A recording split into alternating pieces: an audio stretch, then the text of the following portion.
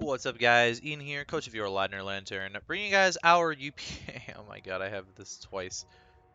UPA week 9 match here against Stibe and the Helsinki High Jump Kicks. He is first in the league, and we are in 8th right now, looking for that playoff spot as we head into the last 2 weeks here. He is long clinched now. His team consisted of Megalopony, Z Latios, Skarmory, Crocodile, Rotom-Heat, Roserade, Alola Ninetales, Z Togekiss, Swampert, and Cresselia. I didn't really think the Rotom-Heat would want to show up, considering I had the potential of Rain, but it looks like he wanted just a backup option for regular Scissor, which looks really good against the Pokemon he brought, and looks really good against the Pokemon he didn't bring, to be fair. So I guess that's understandable. Which basically means that almost anything could have come. His team is pretty nuts. Yeah, it was really good when he picked it up, and I don't think he made any changes to it necessarily. He might have traded for Alola Ninetales or something like that, though. So, if you haven't seen the team builder, you should check it out. I'm a Sash Monferno, Helmet Amoonguss, Scarf Hydra, Silk Scarf, Heliolisk, Banded Scissor, and I'm uh, Double Dance, Physical, Necrozma. So, in terms of what my goal is this game, is to get up rocks with Monferno early, because I think that rocks look fairly solid against this team. Just really good chip against a lot of stuff. Pivot into the Lopunny with Amoonguss, get a sleep off on something, and then start going ham with Heliolisk, Hydra, and Scissor.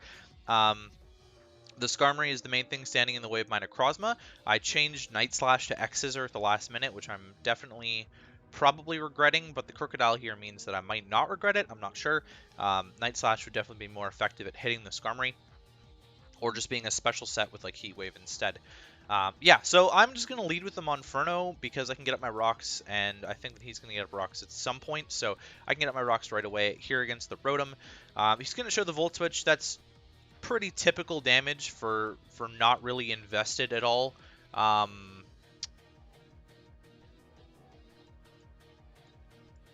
And yeah, so here comes the Lopunny, and I'm just going to pivot into my Amoonguss, show off that I'm Rocky Helmet. He's Jolly Lop based on the damage, which makes sense. He wants those to be torn.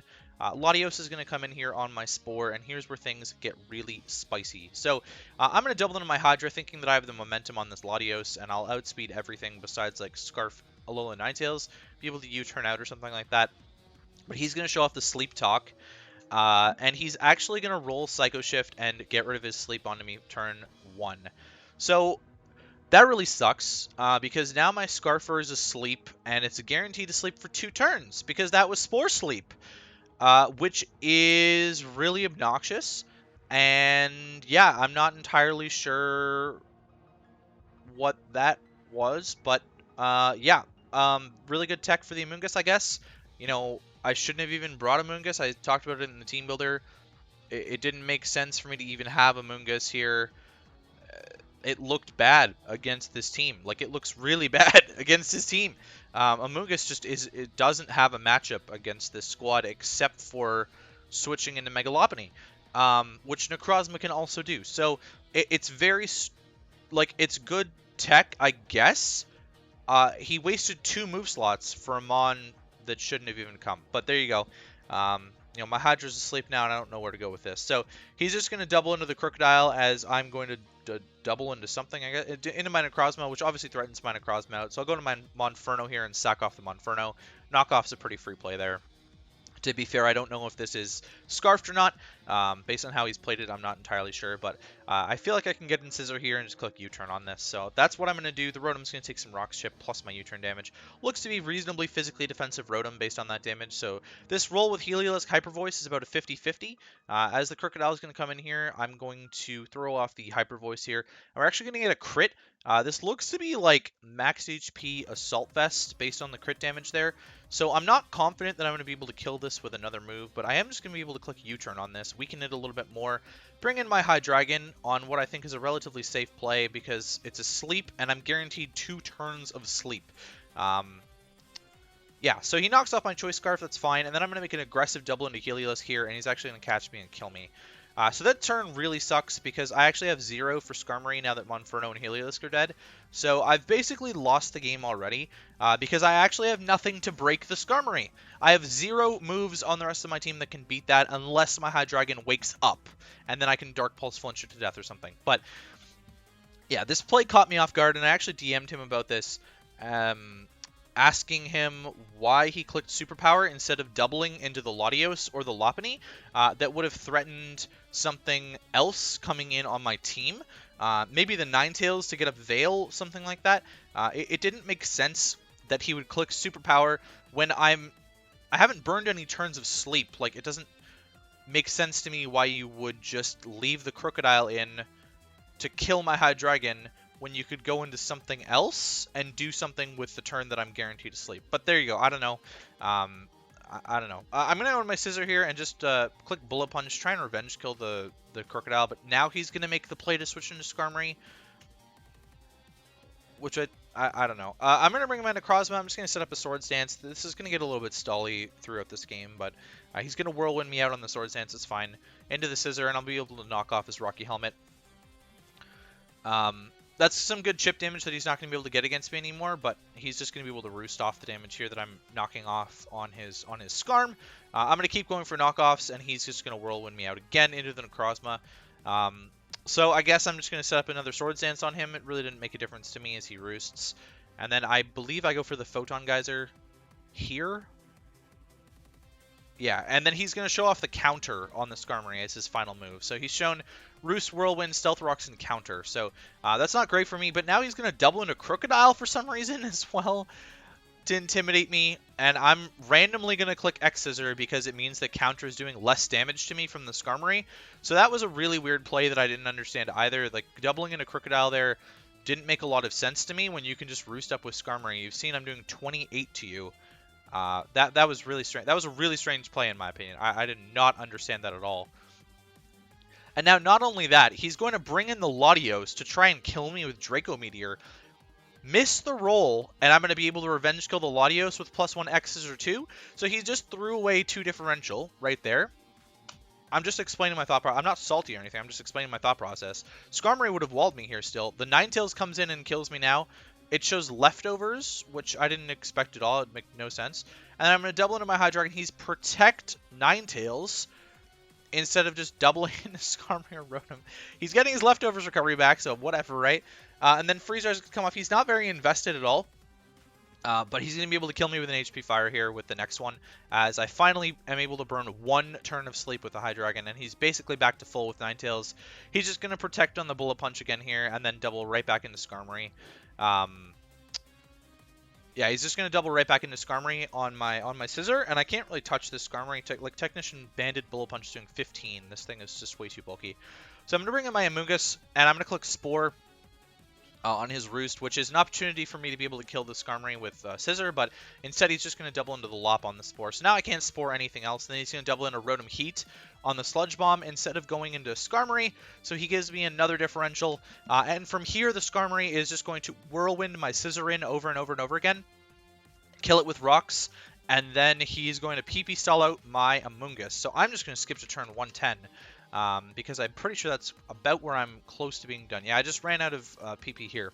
So, yeah, that was the game. We lose 3-0, which is really random because it doesn't make any sense that we should have lost this game 3-0 when it should have been a 6-0, but we pulled 3 differential back, guys. So we moved to 4-5 plus 0, which is not horrible. It means that I'm going to have to win my last week to make playoffs. But sitting in a neutral differential means that I'm actually in a reasonably safe area in terms of making playoffs with a win in the last week. Yeah, I just don't understand some of the plays. I've been DMing Stibe a little bit here. I DM'd him before I started recording, and then he replied as I was recording. So his answer to why did you click Superpower instead of getting momentum was Crook was one of his answers to Heliolisk, so he already had momentum there. And then he's asking me some questions, so I'll reply to him in a second here. But my response to that in the video here is that Crocodile staying in when it's also his response to, like, special Necrozma. He hasn't seen what Necrozma said I am. I don't think he had seen what Necrozma said I was at that point.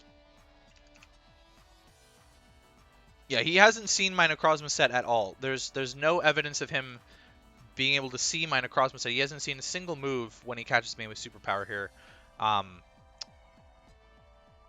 That sketches me out that he was willing to leave the Crocodile in to take my Hydra, which was doing nothing. It was asleep for 2 turns. That's what I mean by getting momentum. It was asleep for 2 turns. He could have made a double into an offensive Mon or set up a Roarveil with Ninetales. Potentially got his own rocks up with Skarmory earlier, which also would have made a lot of sense to me. I mean, Mega Lopunny probably doesn't want to come in because he's seen the Rocky Helmet on Amoonguss, so I understand that. But Latios got a pretty free switch in my opinion. Like, I don't understand why Latios didn't come in. That it looked pretty free to me. The Hydra's asleep. There's no Scarf on it anymore. And it's taking damage. It's in range of a Draco Meteor. You know that it doesn't have a Bond Berry. So there was a lot of weird stuff there for me. Because it basically means I either have to just sack my Hydra to a potential Latios coming in, or I have to double into something else to be able to take on Latios, probably like Necrozma or something like that. But yeah, essentially that turn is the turn that lost me the game, is this turn 10 here, where I ended up sacking the Helios instead of just sacking the Hydreigon. Helios could have come back in after I sacked that, got a Hyper Voice off, which would it would have killed the Rotom if the Rotom switched in. It would have done a tremendous amount of damage to the Ninetales. And knowing what the Ninetales set is now-ish, I was speed tying Ninetales, but it couldn't threaten my Helios at all. Hidden Power Fire is the best way it could threaten me. Skarmory's Sturdy was getting broken. Helios was definitely a solid winning condition against Ninetales, Skarmory, Rotom-Heat, and Crocodile. It would have killed Crocodile, Rotom-Heat, both with Hyper Voice. Ninetales like card have started to whittle down there. Skarmory would have died to a Thunderbolt with rocks up. He didn't actually have Defog on this team to my knowledge. He may have had it as the last slot on Latios, but that doesn't make a ton of sense with Sleep Talk Psycho Shift. Probably had like a Psychic move there, Dual Stab Sleep Talk Psycho Shift, which is also kind of weird. And then I probably could have just won this game if Helios was alive. So definitely regretting that, but I'll go back to the proper turn here. Next week we take on... I guess I'll skip through to 112. Sorry. Next week we take on Supreme Sean and the Alyssa Craig Cutie Flies. He is currently fighting for a playoff spot as well. He's in our division, 1 win behind us right now. He's 3-5, so I don't know how his game this week has gone. But it looks like we're probably fighting for the last... We may be fighting for the last playoff seed in our conference, which definitely... It's a must win. If I don't win, I don't make playoffs. So I do have to win to make playoffs, and that's pretty much all there is to it. So keep an eye out for that, and I'll catch you guys for week 10 against Sean and the Alyssa Craig Cutie Flies.